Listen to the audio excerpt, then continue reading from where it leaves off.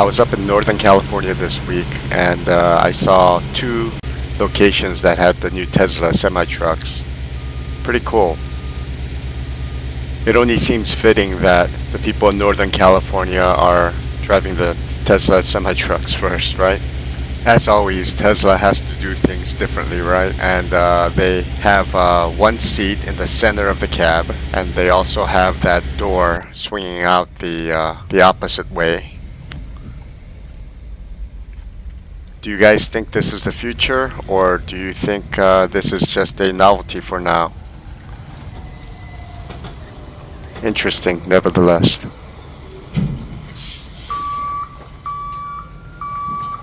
Cannot lie, this week was really challenging. Started off the week with a blown tire on the trailer. When I did my pre-trip, the treads and the tires didn't look too healthy, but I assumed that they were good enough to make the trip, then I could report it after I make my delivery. I did my post-trip, and that's when I realized that one of the tires was completely blown. You could see the cuts on the tire, and the other side was getting there as well, so I had them replace both tires. From this point on, the rest of the week was a mess. We had rough times, and we had a lot of issues with planning. In summary, a lot of appointments that weren't ready, and also a lot of waiting time. A lot. It's good that Schneider has a contract with Goodyear, and they sent the Goodyear people out right away, and within like a couple hours, everything was all fixed. And the crazy thing was that they actually didn't even jack up the trailer or anything like that. They just released the air in the tire, popped the tire out, put a new tire in, inflated it, and that was it. that was a tire change. I mean, it's hard work, and the guy was good, and he was a nice guy, and he was really efficient. But yeah, it's I imagine them coming with some kind of a jack and raising up that trailer and doing all that.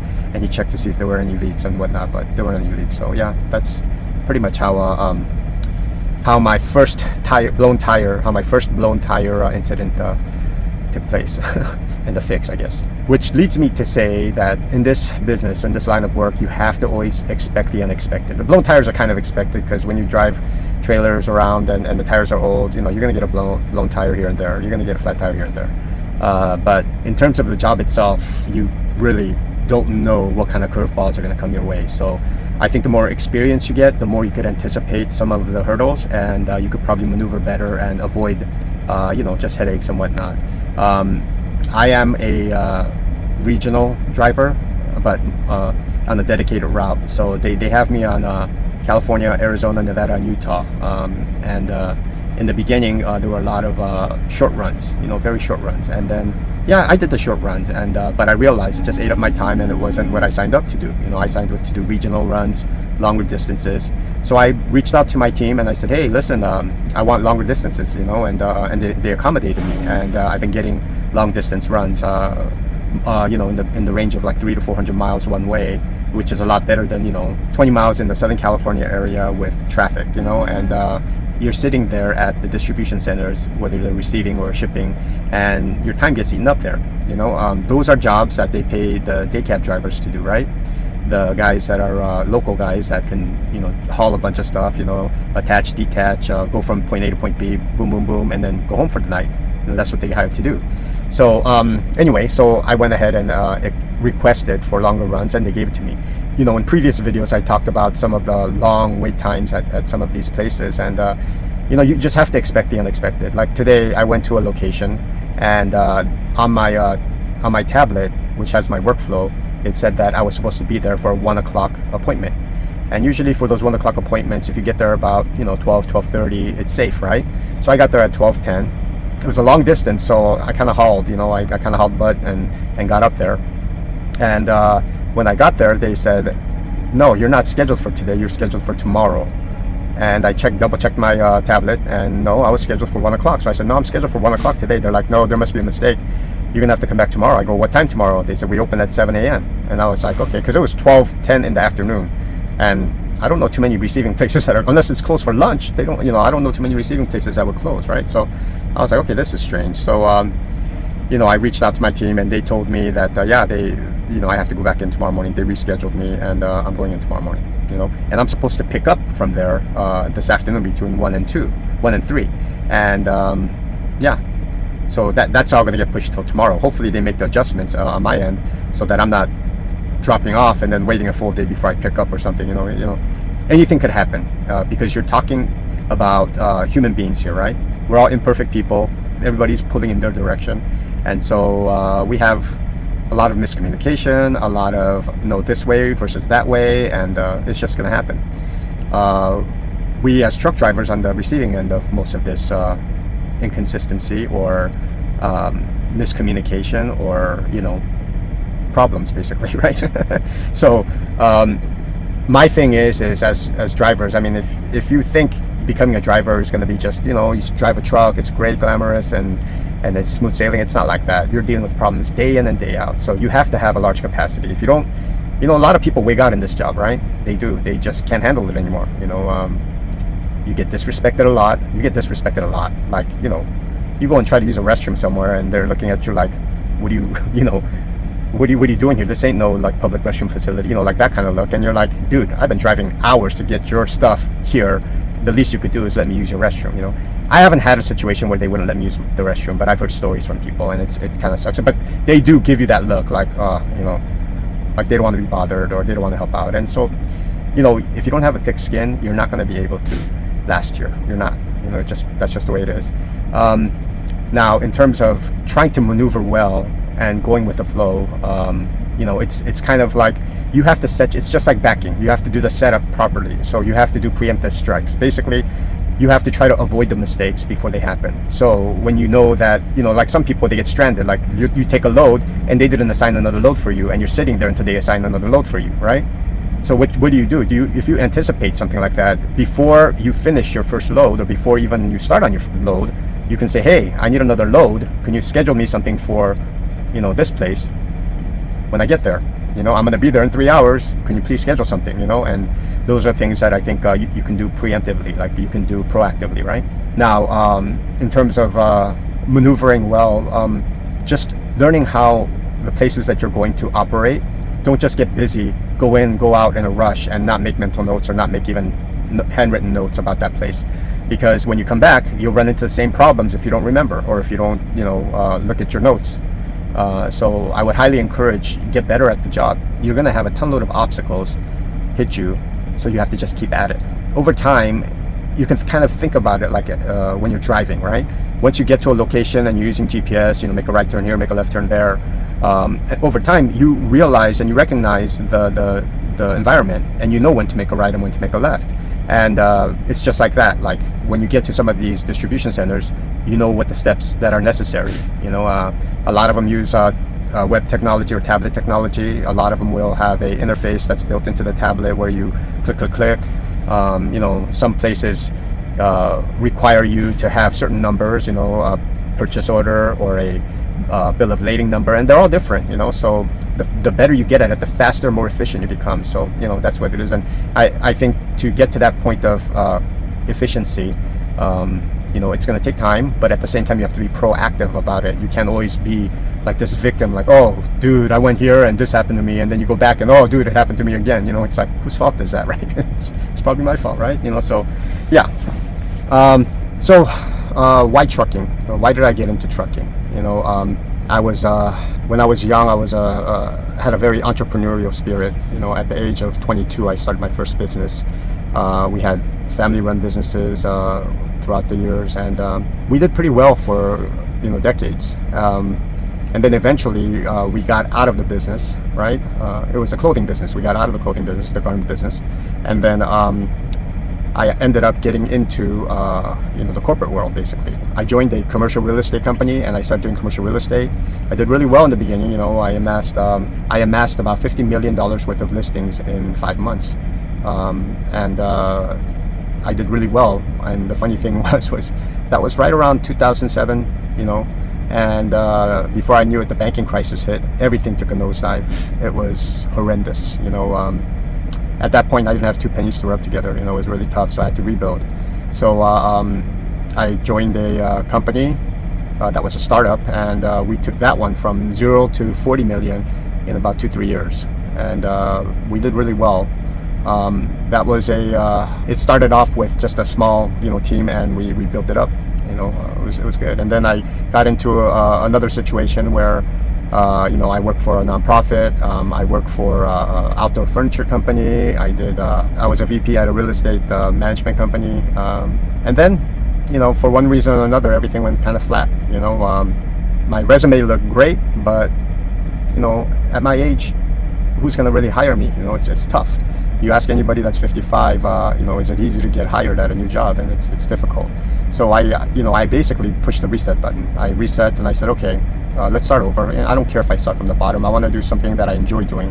And I always dabbled in art. And so I started doing graphic design. And, some of my work, I made a lot of t-shirts and stuff. Some of my work I felt like was really good, but it never really gained traction. And then I started teaching myself JavaScript, tried programming, and that didn't really take off either.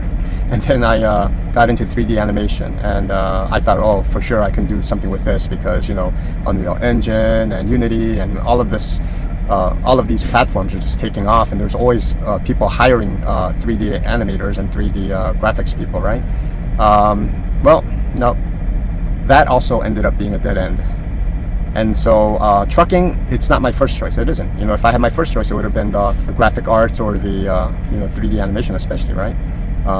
But eventually I said, you know what, I'll give trucking a shot. And the funny thing was with trucking, everything just lined up. There were a lot of obstacles, don't get me wrong. There were a lot of hurdles, but the doors just kept opening one after the other real quick. And that's why I'm here today. At my age, what can you do when doors are closing on you? You want to take control over your life, and this is one of the ways I felt like, I'm going to give this a shot. And I legitimately gave it a shot, and like I said, the doors just kept opening, and then I finally got into Schneider the way I did. And I had probably 18 to 20 places that I applied for, but Schneider was really, really quick in responding. We did our phone interview, and then we did another phone interview, like in succession, and it was really quick. And so and then they gave me an offer letter, and then I went to training, and it was boom, boom, boom. It was really fast. Some of you guys believe in divine intervention or, God opening doors for you, and, I believe that.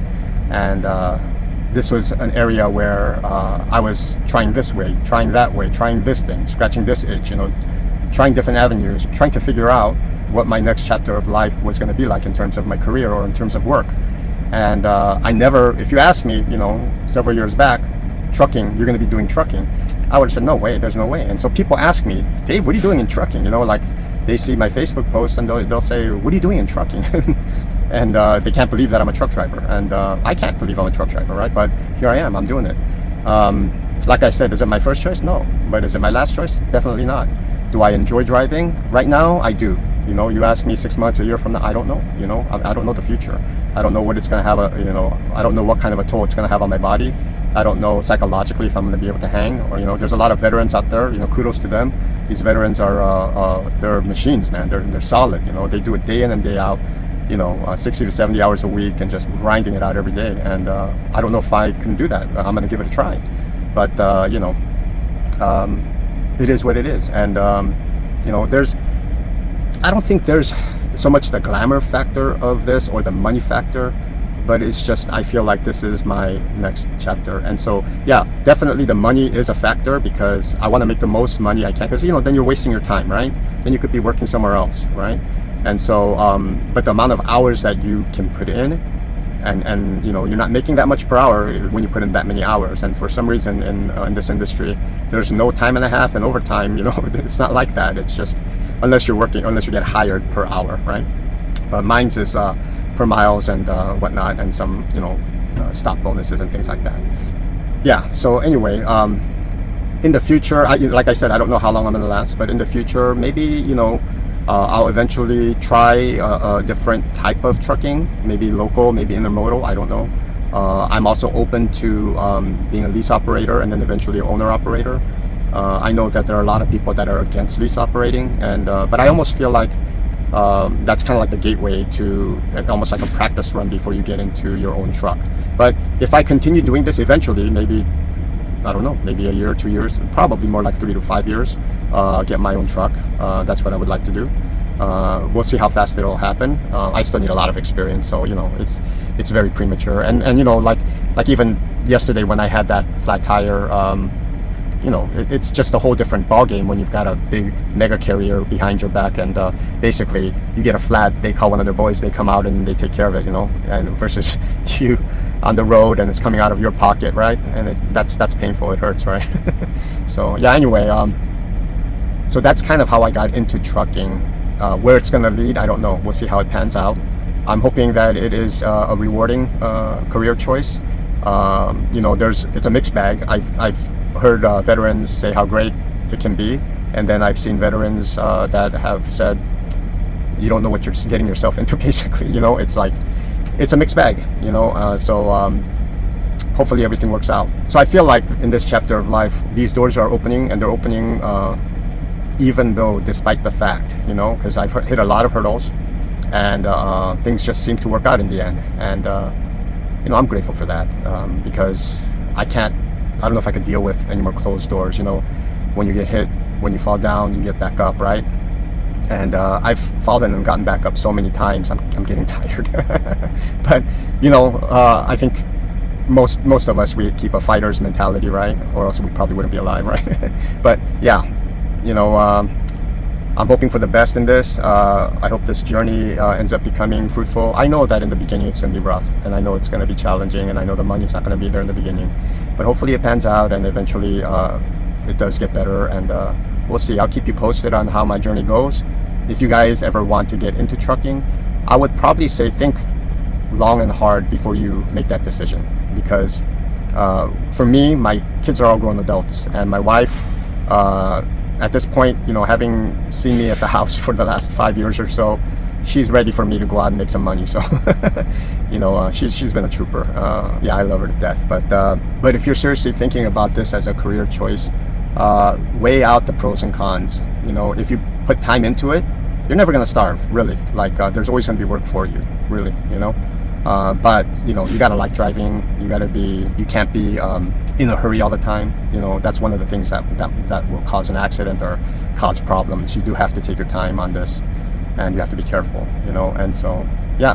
And if you do go on the journey, consider Schneider. They're solid. I've so far so good. Like I said, they have their issues, but they're good. I have a lot of experience on how companies are run, and for the most part, there's more pros than cons right now with Schneider. So hopefully it stays that way the more I get to know about the company. But yeah, they seem like they're a solid company, so I highly recommend it right now.